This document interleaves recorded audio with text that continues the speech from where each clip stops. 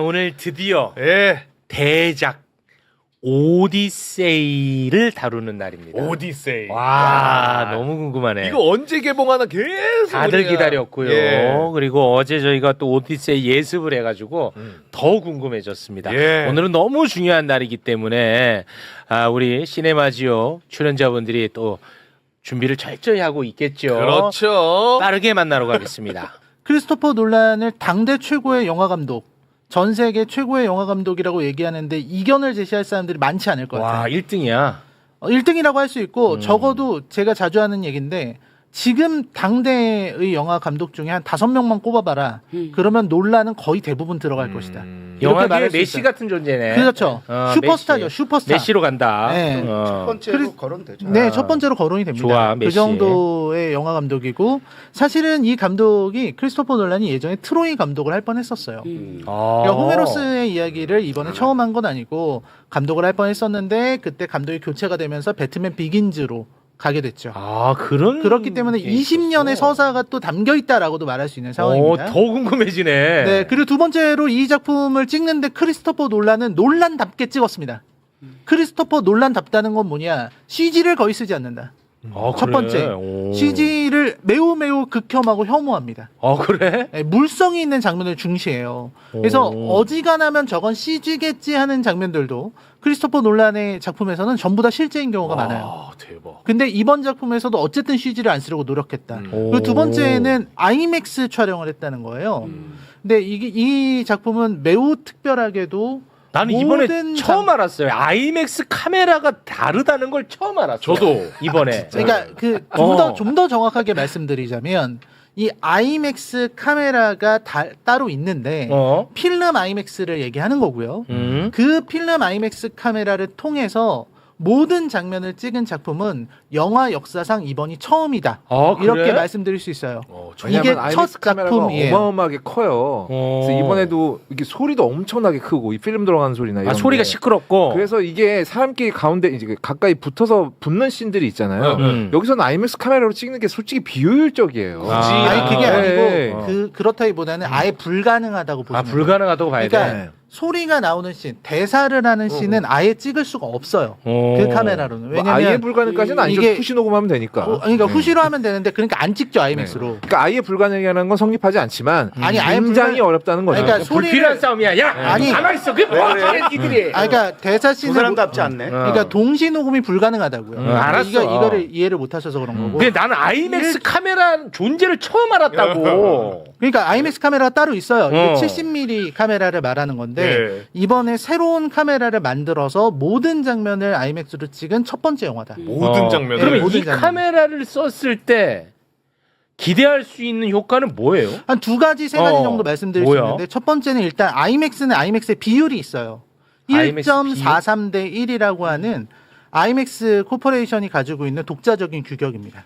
1.43대 1. 그래서 우리가 아이맥스 영화관을 보러 가면은 1.43대 1로 볼 수 있다. 크게. 크다기보다는 이게 최적화돼 있다. 아이맥스에. 그러니까 이렇게 말씀드릴게요. 우리가 영화는 TV랑 좀 다르게 하기 위해서 시네마스코프가 나왔는데 그게 2.39대 1로 그렇지. 길어요. 가로.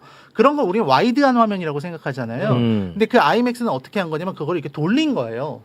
돌려서 1.43대 1로 세로를 좀 길게 한 거예요. 그랬어? 그래서 거의 정사각형에 가까운 그림이 나와요. 그걸 이제 우리가 아이맥스 1.43대 1인데 근데 우리나라에서는 그 1.43대 1로 볼 수 있는 곳이 대한민국의 용산 아이파크홈 아이맥스 단 한 군데밖에 없어요. 한 군데요? 우리나라는 한 군데밖에 네, 없어. 우리나라의 아이맥스 GT 상영이 가능한 곳은 거기 하나밖에 없어요. 거기서 봐야 온전히 보는 거예요? 그 아이맥스. 그렇죠. 규격으로는 그렇습니다. 규격으로는 그렇고 그리고 이제 필름 상영관은 아니에요. 이건 디지털 상영관이라서 조금 더 정확하게 말씀드리면 아이맥스 필름이 크리스토퍼 놀란이 찍은 거잖아요. 그걸로 보려면 전 세계에 41개의 필름 상영관이 있는데 우리나라에는 한 대도 없습니다. 그래서 우리나라 상영관은 존재하는데 우리나라에는 없고. 우리나라에 없어요. 미국에 25개가 있고 뭐 그런데 우리나라에는 없고 아시아에도 한 대도 없고 일본에도 없고 보러 가려면은 제일 가까운 데는 제가 계산해 보니까 멜버른이 제일 가깝습니다. 호주 멜버른. 자, 그럼 호주 멜버른에서 보면 뭐가 다르냐는 거야, 나는. 그거는 뭐냐면 사실 저도 안 봐서 몰라요. 몰라. 모르지만 이렇게 말씀드릴 수 있습니다. 필름 상영은 통상적으로 3배 정도의 해상도를 얘기를 해요. 아, 해상도가 높다. 그러니까 이거를 우리가 뭐 4K 이런 거 들어보셨죠? 4K, 8K. 그럼 IMAX 70mm 필름은 한 18K 정도 된다라고 오케이. 통상적으로 얘기를 합니다. 그러니까 압도적인 화질을 즐길 수 있다. 아. 대신 우리나라에서 못 본다. 오케이. 근데 이 얘기를 말씀드리는 이유는 뭐냐면 우리가 뭐 천호라든지 왕십리라든지 이런 다른 짭 아이맥스를 보러 갔다고 쳐봐요. 일산에도 있고. 일산에도 있고 뭐 부산 센텀에도 있고 거기는 1.9대 1입니다. 2.9대 1. 그러면 계산을 해보면 어떻게 되는 거냐면 우리는 한 77%에서 76%의 화면을 보게 돼요. 찍은 거에서. 즉 위아래로 23%가 잘려 나간 거예요. 오케이. 그래. 네, 아, 그래서 좀 아쉽죠. 오케이. 용암액이 아니면 보기가 네. 좀 자, 이 아쉬운 얘기는 이제 부분입니다. 넘어가랍니다. 네. 자. 그리고 이제 세 번째로는 오디세이로 돌아온 이야기다. 라고 말씀드릴 수 있을 것 같아요. 크리스토퍼 놀란이 그동안은 과학 영화를 많이 찍었잖아요. 저는 크리스토퍼 놀란이 과학에서 답을 찾는 사람이라고 늘 생각을 해왔는데 이번에는 인문학, 그것도 이제 우리가 문학에서 서사시의 원조라고 할 수 있는 호메로스의 서사시에서 답을 찾으려고 했다라는 게 되게 인상적이다. 이렇게 말씀드릴 수 있겠고 뭐 배우들 어마어마한 배우들이 나옵니다. 맷 데이먼, 톰 홀랜드, 나도 할 정도니까 톰 홀랜드, 젠데이아, 뭐 해서웨이. 정말 뭐 앤 해서웨이 나도 할 정도야. 네, 어마어마하죠. 이런 배우들을 한 군데 모아서 볼 수 있다는 것만으로도 오디세이가 대단하다. 진짜. 네, 이렇게 또 말씀드립니다. 한국에 왔더만 이번에 보니까. 오셨더라고요. 오. 네. 이미 미국 그 북미 상영만으로 이미 손익분기점은 넘었기 때문에 그렇죠. 아, 그래? 이미 넘었어요. 이미 넘었어. 그러니까 한국 그냥 오. 놀러 왔다고 생각해도 돼요. 놀더라고 진짜. 네, 진짜 지금. 놀더라고. 뭐 샤를리스 테론 막 올리브영 가가지고 화장품 사시고 그래요. 놀고 있더라고. 그래서 관광 온 건 맞죠. 네, 아니 근데 나는 이번에 진짜 놀란 게 진짜 슈퍼스타들이잖아. 네네. 그런데도 감독이 더 관심을 받아. 와, 나는 그건 나한테 되게 충격적이었어요.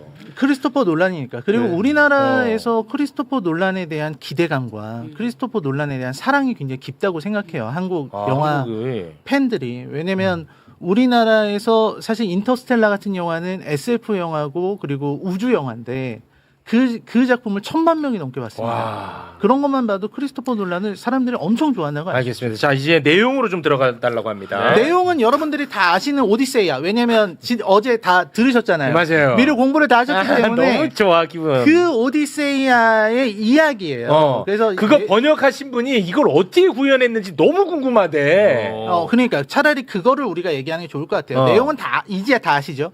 네, 그렇죠. 오디세이가 이제 전쟁을 하러 트로이로 넘어갔죠. 그거 다 아시잖아요. 그래도 해야지. 그래요. 이거 성의 있게 해야지. 성의 있게 그러면 오늘만 어제의 기다렸는데. 방송 안 보신 분들도 있으니까 간단하게 설명을 네. 드리면 트로이 전쟁이 났습니다. 트로이 전쟁이 왜 났냐? 정말 쉽게 말씀드리면 여자 때문에 전쟁이 났어요. 그래서 이제 저기에 가야 되는데 오디세우스가 이제 역사상 최초의 문헌에 기록된 병역 기피자예요. 그래서 병역을 기피하려고 했어. 미친 행동을 했어. 내가 농사 지으면서 소금 뿌려.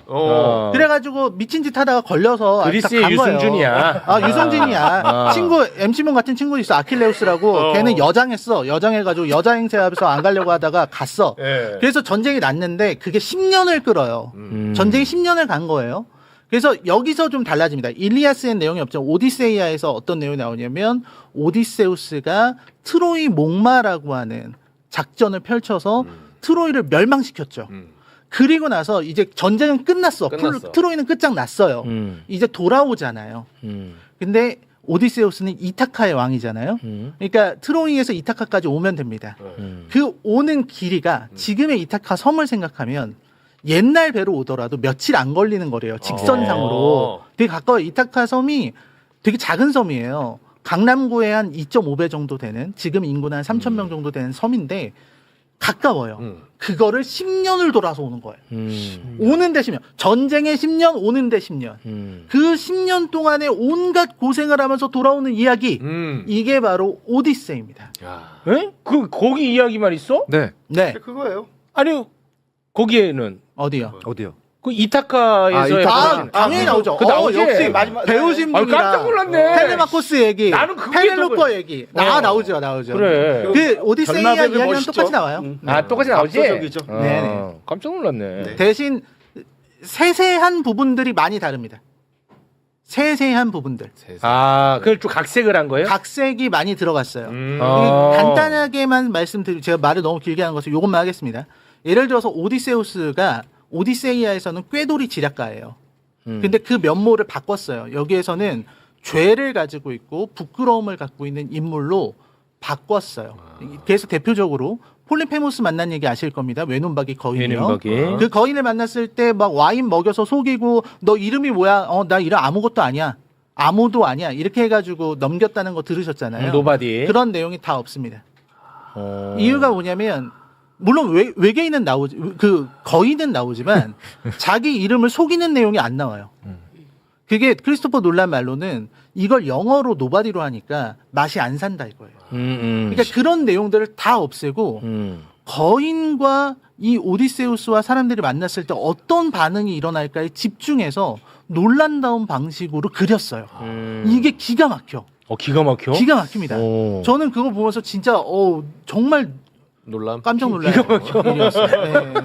그래서 그 부분은 이제 다 말씀해 주실 거예요. 통찰적인 인물로 만들었죠. 네, 반성하고 맞습니다. 그런 완전히 캐릭터를 변시키고 그래서 아마 그 크리스토퍼 놀란이 자기가 욕망하는 어떤 인물상을 그렇게 투영을 시켰겠죠. 사실 이 영화를 보면서 저는 사실 그동안 크리스토퍼 놀란을 볼 때 조금씩 불만스러웠거든요. 다크나이트 시리즈는 좋아했지만 근데 이 영화를 보면서 크리스토퍼 놀란이 괜히 크리스토퍼 놀란이 아니구나 해서 진짜 완전히 압도당해가지고 사실 거의 없다도 아마 매불쇼 사상 최고로 열광하는 걸로 제가 어제 봤는데 그래?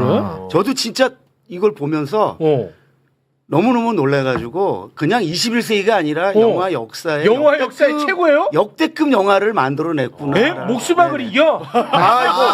네. 야, 목수박이. 여기서 목수박이. 야 이겨버리네. 네, 야. 저는 반대예요. 네. 저는 아주 진짜 네. 압도당하고 왔어요. 저는 졸렸어요. 진짜로요? 네, 왜냐하면 제가 어제 피곤하셨구나. 아니요. 나 오늘 2시간 3시간 자고도 너무 재밌으면 대화 좋아. 자지 않게 돼요. 그러니까 제가 왜 그랬냐를 얘기를 드릴게요. 오케이. 궁금하다. 제가 원래 연극 일리아스를 1인극으로 호메로스의 서사시를 호메로스 원작 그대로 제가 했어요. 우와. 2시간 낭송하는 30분, 식으로? 2시간 30분짜리 혼자 1인극을 했습니다. 한 대학로에서 한 몇 번을 했었죠. 그게 어떻게 가능해? 예, 그 호메로스의 그 쓰여진 그대로 했어요. 거의. 네. 그래서 제가 이제 그 역할을 하다 보니까 뭐 아가멤논부터 1인 19역을 했으니까 와. 아킬레우스부터 헥토르부터 다 했을 거예요. 완전 전문가시네. 근데 제가 하면서 느꼈던 게 뭐냐면 그 분노와 그다음 그 분노를 내려놓는 순간들, 그다음에 그 절망과 좌절과 모든 그 감정들을 그 인물을 가지고 해야 될 거 아니에요. 그리고 그 인물들이 워낙 그 강렬하기 때문에 처해진 상황이, 그러다 보니까 제가 보면서 무슨 생각을 했냐? 놀란 감독의 맷 데이먼이 하고 있는 오디세이는 저거 헥토르랑 아킬레스 섞어놓은 건데? 이런 생각이 드는 거예요. 오디세이라기보다는 그러니까 오디세이가 아니라는 건 아니에요. 오디세이라는 인물이 뭐 오디세우스. 네. 오디세우스. 예. 그러니까 이게 지금 논란이 이 가지고 있는 어떤 인생관, 삶을 살아가는 어떤 여러 가지 겪어온 여러 이야기들을 본인이 사랑하는 그 호메로스의 서사시를 통찰하고 있을 뿐 아니에요. 그러니까 그러면 저 인물은 아주 특별한 해석이라기보다는 그냥 우리가 이 어떤 한 사람, 한 인생, 한 시대, 이 모든 것들을 통찰하려고 하는 우리 여기 매불쇼에 있는 모든 사람들, 이걸 열심히 듣고 계신 모든 분들의 입장과 다를 바가 없다고 생각이 들었어요. 그렇게 대단하지 않았어요. 너무 평범하게 그렸다는 너무 거예요? 평범했어요. 그리고 평범하게 그렸다고? 거기에 어떤 유니크함은 없었어요. 그래요? 솔직히 해서. 그리고 또 어떤 게 있었냐면 약간 좀 얘기하려고 하는 게 있었어요. 교훈. 너무 그게 교훈적이야. 옛날 할아버지가 얘기해 주시는 것 같은 거예요. 그건 호메로스라기보단 놀란 할아버지가 얘기해 주시는 것 같았어요. 그리고 그 인물은 저는 제가 아킬레스를 했을 때 느꼈던 그 아킬레스의 그 인물의 한 40% 50%가 뜯겨 나가서 거기 있는 것 같았어요.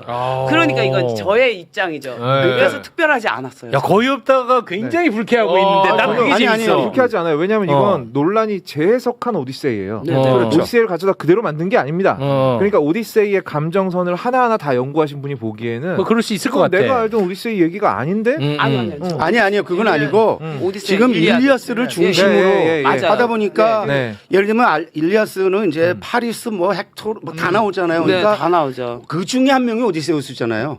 그 오디세우스는 뭐냐? 자기의 그러니까 판단의 잘못으로 인해서 많은 무고한 사람들이 죽었다라는 그러한 후회 내지는 반성을 하잖아요. 그런 인물로 이제 맞아요. 전혀 네. 다르게 오디세우스를 만들었기 맞아요. 때문에 네. 논란은 그런 식으로 끌고 간 거고. 아킬레스도 그런 반성을 하거든요.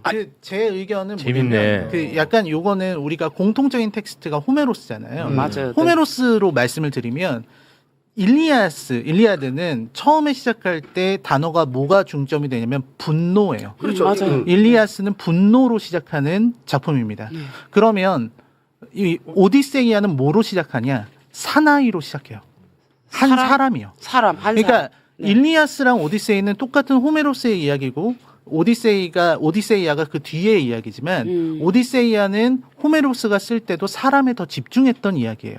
그리고 논란은 거기에서 그 사람을 조금 더 인간적으로 바라본 것 같아요. 네. 그렇기 때문에 배우님께서 말씀하신 것 같은 좀 평범하게 느낄 좀 수 있어. 평범했다라는 맞아요. 건 맞아요. 바꿔 말하면 절제했다는 느낌으로 아, 전 절제. 받아들이기 때문에 재밌다. 그렇게 이해할 수 있을 것 같습니다. 이게 어. 영화의 톤하고도 맞아요. 왜냐하면 이 영화는 판타지스러운 장면은 거의 등장하지 않아요. 아 그래. 여기 뭐 거인 외눈박이 거인 키클롭스가 나오는 장면도 사실 이거 그 커다란 인형을 굳이 막 동굴 안으로 꾸역꾸역 집어 넣어가지고 찍었단 말이에요. CG로 막 CG로 환상적으로 만들 수도 있는데 안 그랬어요. 여기 나오는 거인 병사들도 그래요. 그냥 좀 어마어마하게 큰 사람으로 보이지 괴물로 보이지 않아요. 그러니까 이건 철저하게 인간의 이야기를 만들고 싶었던 거예요. 논란은 그 이유는 이 영화가 전하는 메시지랑 굉장히 저는 밀착돼 있다라고 생각했어요. 논란이라고 해서 그러니까 아이맥스로 굳이 모든 장면을 아이맥스로 찍은 이유도 저는 사실 논란 영화가 이렇게 아이맥스 노름하는 거 그렇게 좋아하지 않았거든요. 저도 예, 왜냐하면 제가 영화를 좋아하는 이유는 전 세계 어디서나 동일한 비용을 내면 똑같은 배우가 연기한 똑같은 영화를 똑같은 화질과 똑같은 음질로 같은 환경에서 감상할 수 있는 만들어질 땐 전 세계에서 가장 비싼 예술이지만 대중예술이지만 내가 감상을 할 땐 저렴하게 감상할 수 있어서 그러면서도 공정하게 감상할 수 있어서 좋아했거든요. 근데 왠지 논란은 야, 내 영화 제대로 보고 싶어? 아이맥스로 와. 약간 이런 느낌이란 말이에요. 그래서 그게 조금 마음에 안 들었어. 조금이 아니라 그것 네. 때문에 흥행이 지금 저조하잖아요. 예. 아 그래요? 근데 이틀이 50만 대밖에 안 되는 이유가 오디세이가? 네, 한국에서 IMAX 마케팅에서 성공한 영화가 한 편도 없어요. 이번에도 어쩔 수 없이 볼 수가 없으니까 일반 영화관에서 보려고 하는 사람들이 이 영화를 IMAX에서 봐야 된다 그러는데 그러면 안 가는 거예요. 그래서 안 가. 또. 저는 오늘 어쩔 수 없이 저 일반 왕십리 가서 재밌네. 봤는데 지금 일반 말한 대로 들으면은 그냥 와이드로 그냥 쭉 나와요. 그러니까 그래서 이게 지금 안표가 난리치고 있어. 안표가 지금. 10만 원이 넘어요. 그거 용암액. 용암액 용암액. 안표가 용암액 같은 경우는 제가 아까 보니까 11만 5천 원 이렇게 팔리고 있더라고요. 그래? 이게 좀 말이 되냐? 그러니까 아까 거엽다님이 말씀하신 것처럼 이게 영화가 좋은 게 영화라든지 사진이라고 하는 것들이 이제 원형을 파괴해서 그 말씀을 하신 거죠. 그래서 우리가 복사된 카피를 똑같이 볼 수 있으니까 네네. 이게 영화 발전이 된 건데 알겠습니다. 크리스토퍼 놀란 거기서 이상한 권위를 주려고 오케이. 하는 것 같아요. 내용으로 들어가시죠. 내용으로. 네. 논란이 얘기하다 끊겼으니까. 논란이 지금까지 만드는 영화들의 거의 마치 논란의 영화 인생 한 중반 정도를 통합해가지고 인문학적인 고찰을 얹어서 보여준 영화처럼 보이는데 여기 이제 제일 중요한 게 제우스의 법입니다. 제우스의 법이라는 건 뭐 사실 이건 신이 인간에게 내린 율법이에요. 십계명 같은 거죠. 상당히 절대적인 원칙이란 말이에요. 이 법을 지키는 순간 문명사회에 살고 있는 거예요. 이 제우스의 법을 지키는 사람들은 문명인인 거야. 근데 여기서 오디세우스가 계속 얘기를 해요. 문명의 시대는 끝났다. 문명의 시대는 끝났다라고 얘기를 하거든요. 근데 생각해 보면 이게 무슨 말이야? 네? 문명의 시대는 끝났다는 게. 이제 모두가 제우스의 법을 무시하는 시대가 됐다라고 한탄하는 거죠. 근데 이 대사가 계속 반복적으로 나와요. 그리고 또 그 오디세우스가 자기 와이프인 페넬로페에게 얘기를 할 때 이렇게 얘기를 합니다. 아가멤논이 이번 트로이 전쟁을 자기 동생의 와이프 찾아오려고 일으키는 것 같아? 아니야. 트로이가 갖고 있는 그 무역로가 있어. 해안 무역로. 요거 꿀꺽하려 그러는 거야. 이게 아가멤논의 진짜 목적이야라고 얘기를 한단 말이에요. 그 대사를 듣는 순간 매부쇼를 열심히 들으셨던 분의 머릿속에 뭐가 떠올릴 거예요. 호르무즈? 어떤 해협이 떠오를 아니, 거야. 저도 그렇게 생각해요. 나 순간 호르무즈 떠올랐고 나 네. 자신한테 아우 너는 미친놈이다 했는데 나는 지금 이런 정치적 해석 때문에 네. 그게 진짜로? 네. 네. 그래서 논란이 물론 미국 이란 전쟁 발발은 오디세우스 촬영 기간과 안 겹쳐요. 그렇죠. 촬영이 끝나고 나서 미국 이란 전쟁이 발발을 했어. 그랬어? 근데 그 기조가 트럼프에게 그 기조가 그 전에 없었나? 그렇진 않잖아요. 이게 약간 그렇잖아. 그 아가멤논이 전쟁을 일으킨 건 야 트로이, 니네 왕자가 내 동생 국가를 방문한 니네 트로이 왕자들이 내 동생의 와이프를 마음대로 훔쳐가는 바람에 뺏어가는 바람에 전쟁이 벌어진 거잖아. 너 잘 걸렸다, 너 이 새끼, 너 일로 와. 트로이 그때 그리스 전체가 약간 힘들었대. 경제적으로 뭐 다른데 나온 무슨 저 신학 박사님께서 말씀하셨는데 그래서 이 모든 위기의 타겟책으로 전쟁을 생각했다라는 거예요. 트로이 전쟁을. 트로이를 밀어버리고 그 갖고 있던 풍부한 자원과 이런 거 내가 먹어야지. 이런 목적으로 이루어진 전쟁이 바로 트로이 전쟁이라는 거예요. 근데 그러면서 무시된 게 뭐야? 제우스의 법. 문명인들이 지켜야 되는 한 가지 조건. 타인과 나의 생명을 동시에 놓고 내가 먼저 타인에게 친절하게 대해주고 타인은 그 친절을 받았다라고 한다면 주인의 물건을 건드리지 않아야 하고 이런 것들이 무너지면서 이제 문명이 무너진 문명의 세상이 끝났다라고 오디세우스가 계속 탄식처럼 얘기를 해요. 그리고 자기가 또 그걸 깬 것에 대한 자책을 하죠. 근데 그러니까 정작 본인이 테마죠. 가장 심하게 그 제우스의 네네. 법을 어겼어. 트로이의 목마 계책을 본인이 짰잖아요. 근데 그게 뭐예요? 이거 선물이랍시고 줬는데 그래서 트로이 사람들은 그 선물을 가져다가 신전 근처에 갖다 놨는데 근데 그 선물 배때기를 열고 나와가지고 트로이 사람들 다 멸망시키고 트로이를 하룻밤에 몰락시켜버렸잖아. 그 계책을 짠 게 본인이라고. 그러니까 저는 이 오디세우스의 10년의 여정이 마치 형벌처럼 느껴졌어요.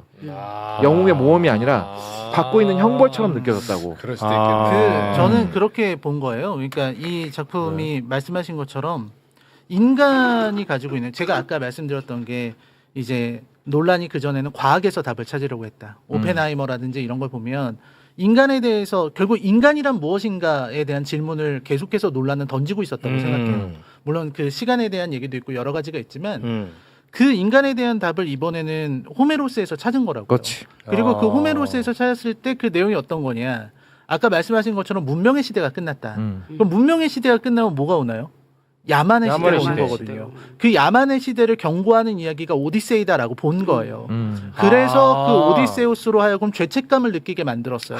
원래는 오디세이아에서 그가 이 목마를 통해서 이긴 거는 영웅의 행동이었다고요. 대단한 꾀였고 대단한 지략이다. 이렇게 하지만 이 작품에서 물론 오디세이아에서도 그렇지만 자기 얘기를 들을 때 맷 데이먼의 표정이 굉장히 복잡하고 굉장히 힘들어해요.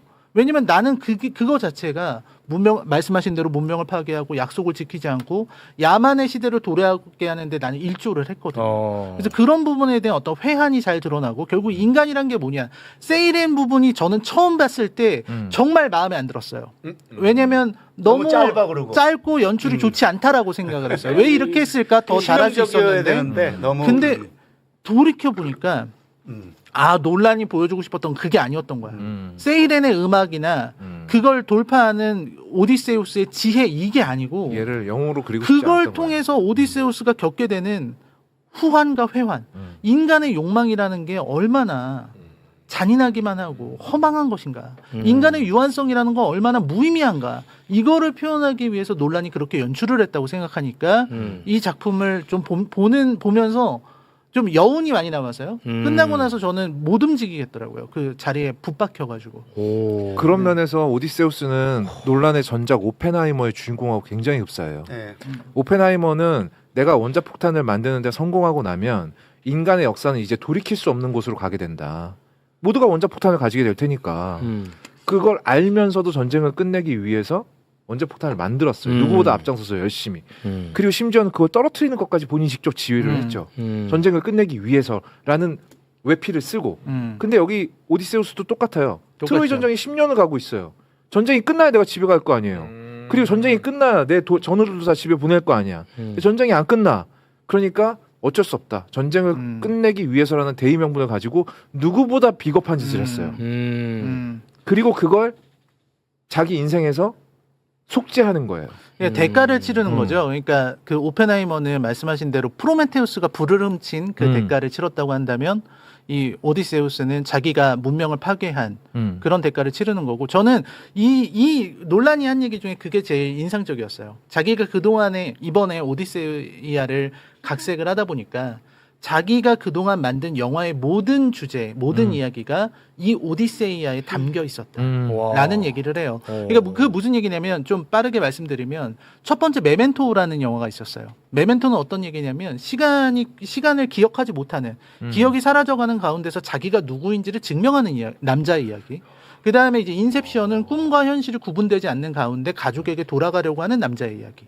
그리고 인터스텔라 같은 경우는 블랙홀, 시간이 멈춰있는 그곳에서 딸을 찾아가는 이야기잖아요. 이 셋의 이야기가 전부 다 칼립소 옆에서 7년을 보내는 오디세우스의 이야기였다라는 거죠.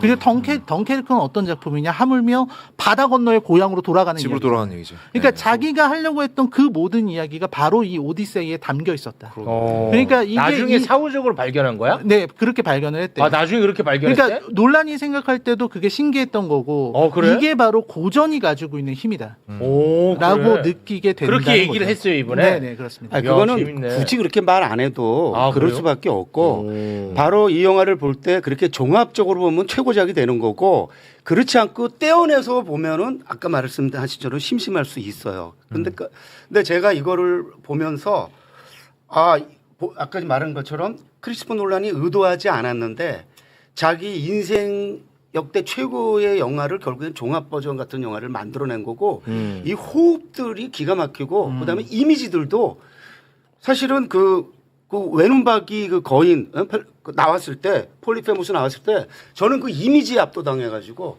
그다음에 또 마녀 이미지가 나오는데 마녀는 또 굉장히 평범한 또 키르케. 그래서 이 논란이 정말 논란스럽게 이번에는 기가 막히게 기가 했구나라고 막혔다. 느낄 수밖에 없었어요. 어떻습니까? 이분들의 이렇게 호들갑. 저를 잘 지금 동의가 잘 안 못 된다는데 표현하고 이제 계신 것 같아요. 저는 심심하다고 한 적이 없습니다. 어. 저는 놀란 감독 굉장히 좋아해요. 그런데 아까 말씀드렸듯이 생각보다 이게 어떻게 보면 유니크하다기보다는 아까 놀란 할아버지가 돼서 자기 인생에 대한 통찰을 여기 넣은 것 같다고 말씀을 드렸고, 네. 그래서 제가 일리아스를 했던 입장에서는 좀 더 많은 걸 좀 보고 싶었나 봐요. 기대가 네, 컸군요. 네, 그랬죠. 어. 그리고 좋았던 부분이 있었어요, 분명히. 근데 그것이 호메로스의 그 힘인지 아니면 논란의 힘인지 약간 헷갈리는 부분이 있어요. 그러니까 모든 일리아스부터 오디세우스 이 나오는 이 이야기까지 항상 나오는 부분이 뭐냐면, 너는 영원히 삶을 택할 것인가, 혹은 너의 이름을 걸고 죽음을 택할 것인가. 그런 걸 항상 물어보고, 그리고 이번 영화야말로 그거의 집결작인 것 같아요. 그게 또 야만의 시대, 지금도 야만의 시대라고 불리잖아요. 네. 그걸 사는 우리들한테 던지는 의미가 아닐까라고 생각하는 게, 이 오디세우스가 정말 원작보다는 많은 그 방황을 하고 자기 이제 이 반성을 하고 끝끝내 자기 고향으로 돌아가잖아요. 근데 그 중에 당신은 고향에 돌아가지 않고 영원히 살 수 있다라는 어떤 그런 유혹도 있었고, 분명히 다른 또 유혹도 있었어요. 너 괜찮을 수 있어. 너 뭐 잘 살 수 있어. 너 그렇게 죽음을 불사하고 돌아갈 필요 없어. 근데 끝끝내 돌아가잖아요. 이 영화의 테마가 또 굉장히 있죠. 근데 끝끝내 돌아간다는 그게 뭐냐면 나로 다시 귀향한다는 뜻이거든요. 나의 근원으로. 네. 인간의 근원으로. 그렇게 생각이 들었어요. 그럼 인간의 근원이란 뭔가, 인간은 모두 영원히 살고 싶어 하고, 영원하다는 건 신이잖아, 신이 되고 싶어 하는 건데, 인간이 다시 우리가 지금 야만 시대를 회복한다는 거는 그 어떤 조건이 없이 인간 자체, 나라는 사람으로 자체로 돌아간다는 그걸 찾아내는 게 진짜 이게 마지막 방법이 아닐까. 네. 그런 생각을 좀 많이 품게 돼서 저한테는 또 이 예로는 굉장히 좋은 영화였어요. 아니 아까 인간성으로. 졸리다고 하시더니 네, 그 갑자기 졸리긴 졸렸어요. 네, 그리고 몇 이랬다 가지 저랬다 졸릴 수 했어. 있지. 어. 좋은 영화 졸리지만 졸릴 수 있어요. 그런 걸 크게 느꼈어요. 아, 졸리는 와중에. 네. 몇 가지 더 말씀드리자면, 저는 이 작품이 신이라든지 마법 이런 것들을 그리는 방식이 되게 좋았다고 생각해요. 왜냐면 사실 좀 아쉬울 수도 있잖아요. 뭐 예를 들면 키르케 장면이 나올 때 원전에서는 헤르메스에게 도움을 받고 키르케랑 1년을 살림을 차려요. 그런 장면들이 있는데 그런 내용들이 다 빠졌거든요. 그리고 신들도 직접 모습을 드러내지 않고요. 원래는 논란이 제우스라든지 올림포스의 신들이 번개를 치게 하는 장면을 그리고 싶었대요. 근데 그런 것들을 전부 다 배제했어요. 그게 왜 그런가 생각을 해보면 이 제우스라든지 포세이돈 이런 신들을 어떤 인격의 인간의 모습으로 등장시키지 않고 바다 자체가 포세이돈인 거거든요. 그 변덕스러운 바다의 모습 자체가 변덕스러운 포세이돈 신의 모습이다라고 생각하고 자연 현상으로만 신을 그리려고 했던 것 같아요. 아 형상이 안 나와요? 아니 그런 형상이 나오지 않습니다. 아, 신의 인격체는 전혀 나오지 않아요. 물론 이제 아테나 신 같은 경우는 나와요. 근데 아테나는 지혜의 신이잖아요. 그러니까 아테나 같은 신이 있는 곳은 정신이라고요. 그러니까 환상이라든지 망상의 형태로 나타날 수 있는 거고 자연 현상인 신들은 그냥 자연 현상 그 자체로 표현하는 거. 그러니까 뭐 그게 제우스가 어떤 벼락을 내리고 논란이 포세이돈이 대단했던 폭풍을 내리고 거죠. 이런 장면은 전혀 나오지 않아요. 아. 그냥 그래서 저는 오히려 이번 영화는 좋았어요. IMAX가 가장 많이 필요했던 영화라고 생각해요. 오디세우스를 커다란 화면 안에서 정말 보잘것없는 인간의 모습을 보여주거든요. 아. 그게 신성이야 곧. 논란이 표현해낸 신성이란 곧 자연인 거죠. 그래서 더 신이 있는 듯한 느낌이 들더라고요. 그렇죠. 어, 그래요? 네. 오히려. 네, 오히려. 와, 그러니까 누가 멋있네. 봐도 포세이돈이 분노했다는 게 느껴지는 거죠. 그리고 맷 데이먼의 연기 중에서 가장 어떻게 보면 절제되면서도 무게가 있는 저는 그래서 이번에 사실 맷 데이먼이 체구가 크지 않잖아요. 체구가 크지 않은 배우고 그러나 제임스 본 아, 칸에서 좀 만나셨나 보군요. 아니 뭐 그건 아니고 아, 네. 크지 않나요? 제임스 본 시리즈를 통해서 우리가 액션 배우로 알려져 있는데 상대적으로 이번에는 어떤 이렇게 상당히 크리스토퍼 놀란이 맷 데이먼을 선택한 이유가 그런 절제할 수 있는 배우는 맷 데이먼이겠구나. 아니 그리고 선택 받고 나서 그 몸 관리했다던데. 아니 그러니까 본인이 이제 당황했겠죠. 아니 예. 근데 입금이 내가 선택받은 되니까 거에 이제. 대해서. 입금이 되니까. 다 밀가루랑 다 끊었대요. 네. 예. 근데 가장 진중한 어. 사실 맷 데이먼은 그동안 연기한 것들이 무게가 있어도 굉장히 활동력도 강하고 좀 어떻게 보면은 액티브했는데 이번에는 상대적으로 덜 액티브해요. 저는 그게 굉장히 강한 인상으로 네. 다가왔어요. 그래서 야 오늘 이 영화는 최고. 진짜 우리가 보고 왔었어야 되는데. 네. 저는 봤어요. 봤어? 저는 어제 반전이 다 있어. 워낙 대작이라 그러니까 어제 저녁 12시 반 심야로 봤어요. 그 시간에요? 심야로. 근데 대박인 거는 제가 아이맥스로 이걸 봐야 된다 그래서 일산까지 가서 봤어요. 거기 아이맥스 있다 그래서. 오, 네네. 알맥스. 근데 12시 반 영화잖아요.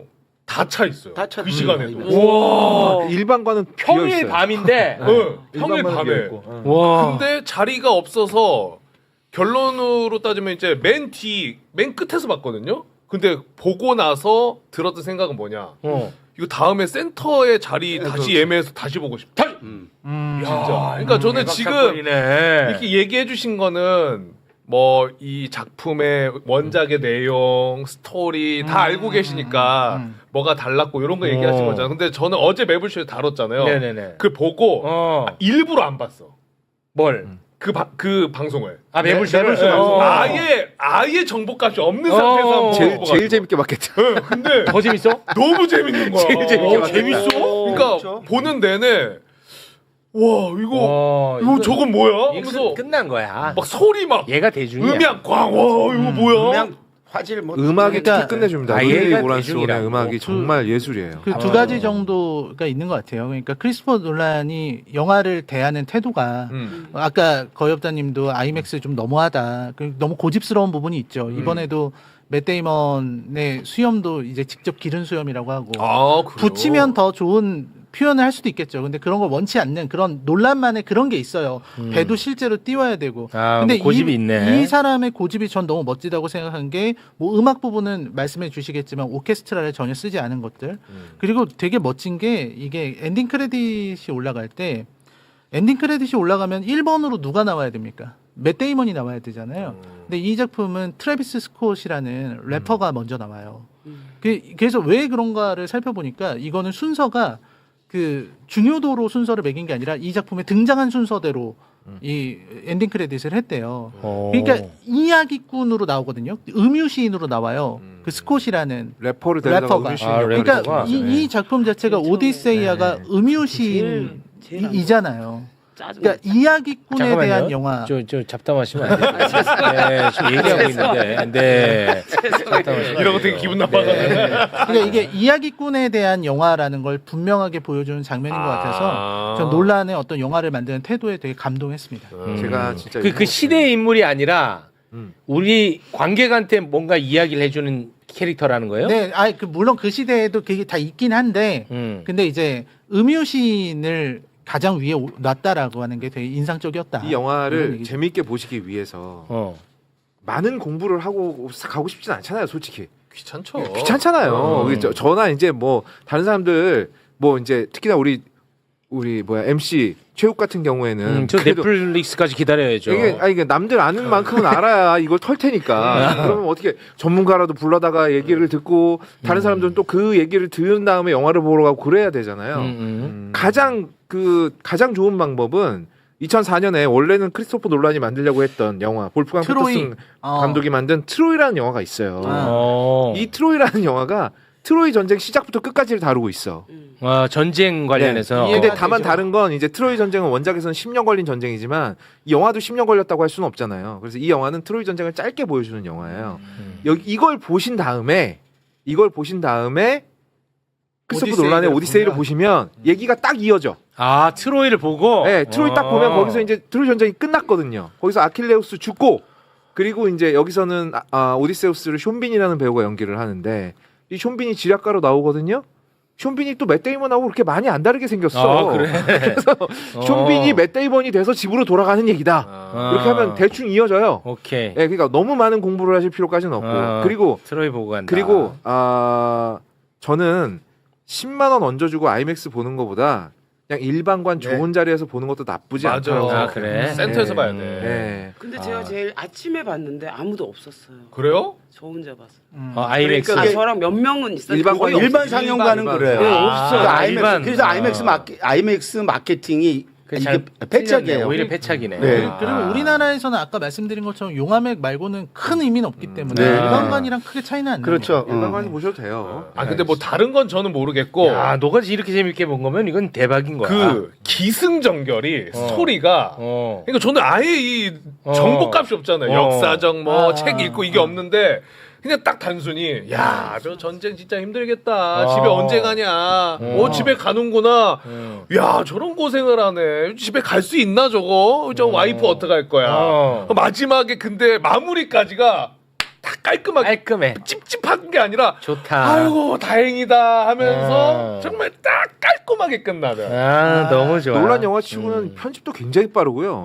이야기 진행도 왜냐면 원작이 워낙 기니까 원작 오히려 좀 너무 많이 건너뛰는데 싶을 정도로 건너뛰는 장면도 있어. 반면에 촬영은 굉장히 또 네. 여태까지와는 다른 의미에서 좀 역동적인. 부인은 많이 안 나오나 보네. 많이 나와요. 많이 나와요. 와이프 많이 나와요. 네, 많이 나와요. 아예 한 마디도 안 나와갖고 나는 그 얘기 좀 듣고 싶었는데. 아니 뭐 그러니까 NSOA가 치명적으로 예쁜데. 매력적이지만 사실 그 페넬로페 이야기는 비중으로는 크지는 않으니까. 크지는 않아요. 근데 네, 저는 뭐 좀 다른- 그렇다고 네. 생각하진 않고 저는 이제 그 페넬로페가 좀 원전보다 좋아진 면도 있다는 생각이 들었어요. 그러니까 원본 오디세이아에서는 페넬로페가 조금 더 수동태에 가까워요. 조금 더 그런데 여기서는 그래도 정치적인 어떤 자기가 행사할 수 있는 권한이 있고 그래. 자기가 선택할 수 있는 위치에 있다는 거를 분명히 보여줘서 저는 그게 원전보다 좋았다는 생각이 들었고 사실 앤 해서웨이가 한 그 페넬로페의 연기가 쉽지 않은 연기잖아요. 왜냐면 자기 남편은 지금 전쟁은 끝난 지 10년이 지났는데 별로 멀지도 않은 곳인데 뭐 소문도 안 들리고 오지도 않고 구원자들은 맨날 와서 여기서 진치고 있고 자기 아들은 걱정되고 이런 상황에서 되게 복잡한 감정을 갖고 있단 말이에요. 네. 그리고 한 번은 넘어갈 뻔한 모습도 보이잖아요. 내가 너무 힘드니까. 이 힘든 걸 끝내고 싶은 마음 이런 고통이 있단 말이에요. 그게 오디세이가 겪고 있는 고통이랑 크게 다르지 않아 보여요. 그래서 그런 표현들은 되게 잘 된 것 같다. 그래서 이 근데 작품의 너무 좋은 면이었어요. 훌륭해서 이상했어요. 너무 네? 훌륭해서 훌륭해 여성이 이거 무슨 말씀인지 아실 거예요. 네. 인물들이 다 너무 너무 이상적인? 훌륭한 거야. 너무 이상적이고 아, 너무 너무 이상- 똑똑하고 아. 너무 인간적이고 아. 그게 나를 자게 했어. 거기서 자. 난 거기서 깨워지던데. 훌륭하니까. 예. 어쩜 이렇게 약간은 훌륭한가 좀 뭐 이게 근데 고대 그리스가 아시다시피 그 우리 선원들은 또 너무 안 훌륭하잖아요. 선원들의 모습은 다 하나하나 너무 안 훌륭하고 사람 답답하게 만들고 아유 말 안 듣고 막 이런 인물들이 등장하는 반면에 네. 또 그렇게 아주 훌륭한 인물들도 대비적으로 너무 등장시킨 것 같아요. 진짜 서구적이었어요.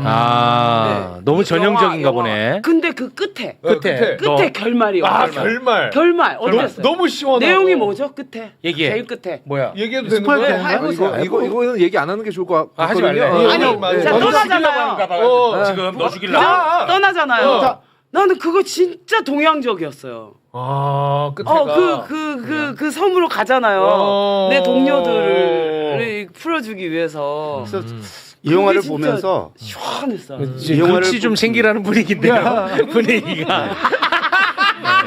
죄송합니다. 눈치 좀 챙기라는 분위기입니다. 그게 아니고 이 영화를 보면서 스포일러 타령하는 게 솔직히 스포일러 타령하는 게 얼마나 의미가 없나? 의미가 없죠. 스포하지 말랍니다. 아니죠. 지금 이 영화는 3,000년을 기다렸대요. 아니, 3,000년 그러니까. 기다리셨어요. 아니 목마에서 나오는 거 뭐 이 얘기했냐고. 영화는 우리 대부분 알고 보는데 3,000년 긴장감 기다렸어. 갖고 보기 때문에 3,000년 기다렸대. 스포하지 스포일러 말래. 타령하는 건 의미가 없어요. 아니 지금 난리 났어요. 왜 스포하냐고. 뭐가 내가 스포예요? 지금 이게 3,000년 기다렸는데. 진짜 문명의 시대가 끝났네. 이걸 스포했다고. 운명의 시대가 끝났어. 죽이겠다는데 이거 했다고. 그거 영화 얘기하지 못 나갈 말아요. 못 나가, 이제. 나 연극 못 할 네, 거야. 이제 못해. 영화 얘기하지 말아요.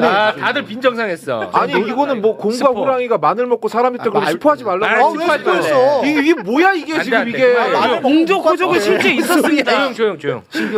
스포 때문에 지금 난리야. 내불쇼 다 지금 구독 취소한대.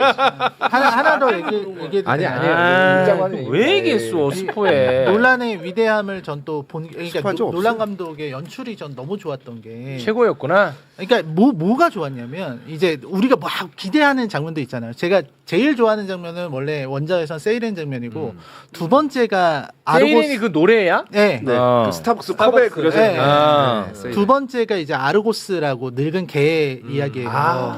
그게 저는 너무 좋은 이야기라서 사실 원전에서 제일 감동적이거든요. 아르고스는 뭐야? 걔인데. 사냥개인데 그러니까 이게 원전 얘기입니다. 오디세우스가 돌아오잖아요. 이타카 항구에 돌아온다고요. 네. 근데 이 귀향이라고 하는 거는 자기가 돌아온다고 해서 그 장소에 돌아온다고 되는 게 아니에요.